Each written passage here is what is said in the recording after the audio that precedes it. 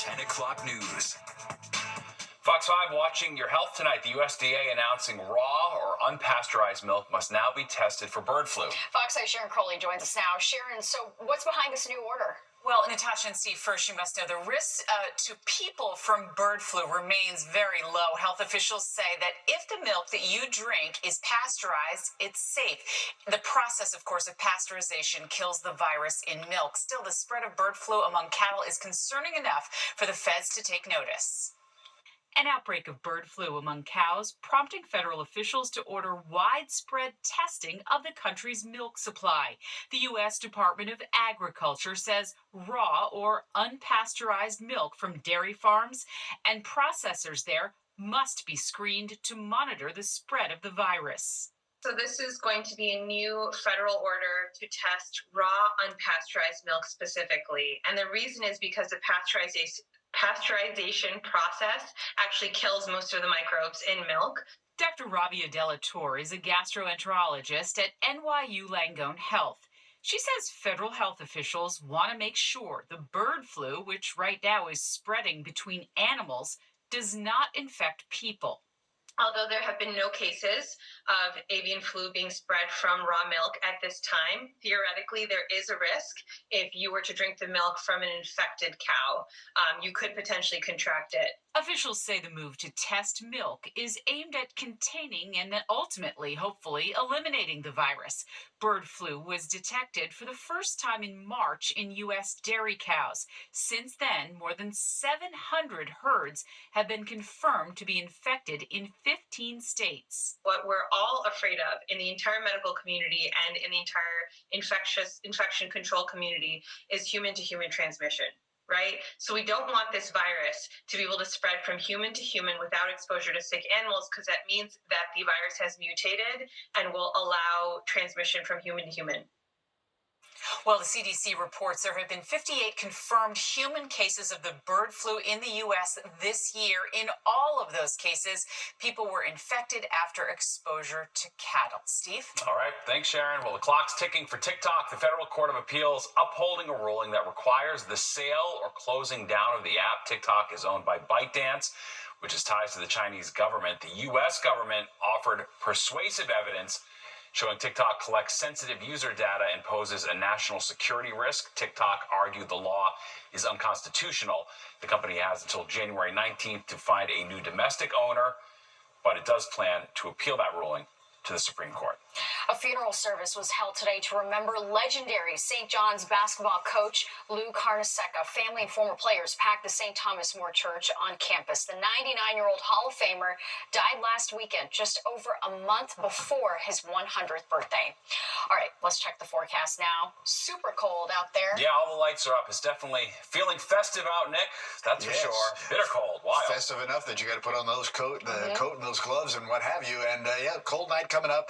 Chilly day tomorrow, and then we're going to turn the corner and warm things up for the second half of the weekend on into next week. But as always, right, that's going to come with a price. We'll talk about that in a minute. 34 and 30 today. Temperature going nowhere, and it's still, again, down in those lower 30s right now. 47, 36, that's average. We'll get back there on Sunday or even just above it. 71 record high, 13 record low. That was, though, back in 1871. Your sunrise pretty, 706. Going down at 428 tomorrow. Some more clouds will start to appear by then. All right, 32.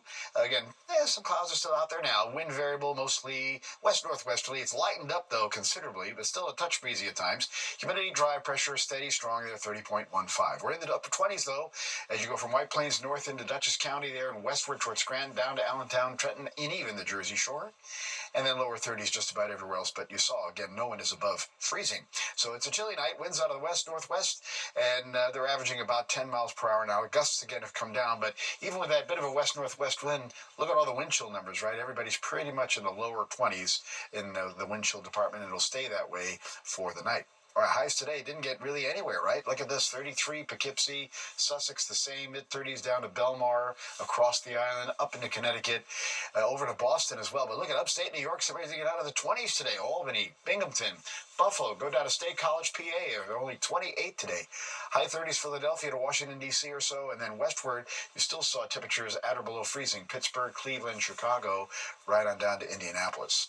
Well, we're done with the snow showers here, but they're not done upstate. They're still getting the squall squalls, and they're coming across again through much of parts of upstate New York, and again the western edge of upstate New York as well. But again, that is not coming our way. You take a look at the wide view, more squalls over Michigan, but again, that's not coming our way. In fact, take a look at the rest of the country. Really not a lot going on here as we talk about the next area of disturbed weather kind of moving down here through Texas.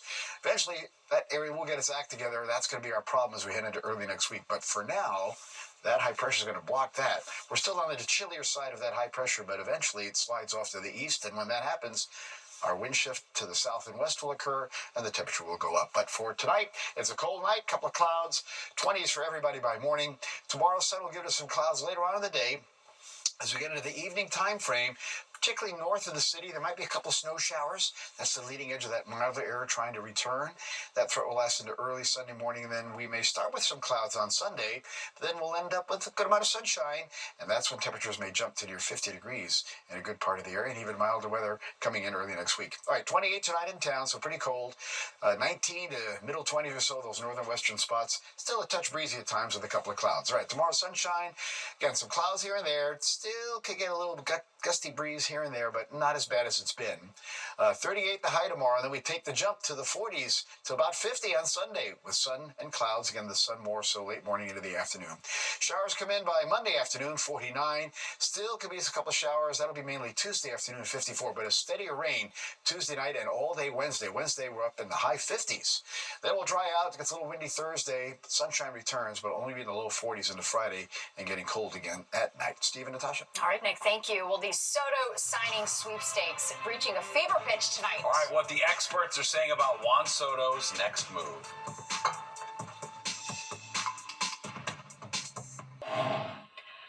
Juan Soto's speculation in hyperdrive with just days to go before MLB winter meetings kick off. All right, Fox 5's Jennifer Williams takes a look at whether Juan Soto could stay in pinstripes or even sign with the Mets.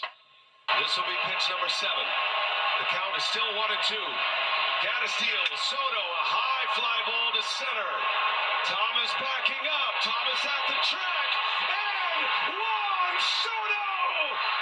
Megastar slugger Juan Soto could decide his fate this weekend, with 5 teams vying to lock up the generational talent for a long time, and some willing to break the bank to do so. He's looking at potentially his next 15 years, so I think it's a tough call. I think several teams are probably within some range, at least at this moment. New York Post baseball columnist John Heyman expects the 26-year-old Steel to surpass Shohei Ohtani's historic contract and believes a $700 million offer is in the ballpark for the Yankees, Mets, Red Sox, and Blue Jays. Juan Soto is about 4 years younger than Ohtani, which is huge because you get 4 great years, presumably 4 of the best or the best years.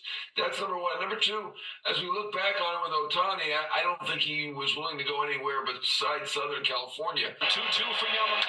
He pulls one in the air to deep right field. Betts watches this one go. And Juan Soto's tied the game.